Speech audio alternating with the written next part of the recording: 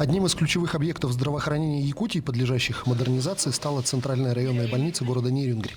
И благодаря обмену опытом с врачами из столицы региона и появлением необходимого оборудования, впервые в травматологическом отделении в октябре месяце была проведена операция по эндопротезированию тазобедренного сустава силами исключительно местных специалистов. Это не только показатель уровня нашего мастерства, это еще и большой социально-экономический значимый эффект для пациентов. Также это заметно сокращает сроки для проведения этих операций, потому что оформление квот зачастую занимало не меньше года, а иногда и несколько лет.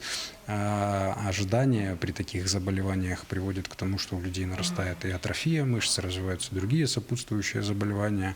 А возможность у нас оказывать такие операции в городе сокращает время ожидания для проведения операций. И люди зачастую куда быстрее возвращаются и к труду, и к обычной, к своей повседневной жизни.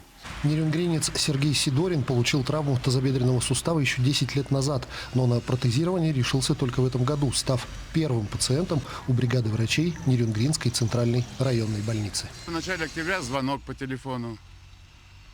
Вы операцию сделали? Я говорю, нет. Давайте встретимся в больничном комплексе. На следующий день приехал Самохвалов Дмитрий Александрович, предложил сделать операцию. Но перед этим предупредил, что он будет впервые делать ее. Я сказал, давайте, о чем речь. Все, 3 дня обследование, на 4-й день операция. Все красиво, удачно. Если раньше состояние здравоохранения в Нерюнгринском районе всегда подвергалось жесткой критике со стороны населения, то сейчас, благодаря планомерной работе республиканских и местных властей, жители Нерюнгринского района очень довольны, что им удается получать квалифицированную медицинскую помощь, не выезжая за пределы района.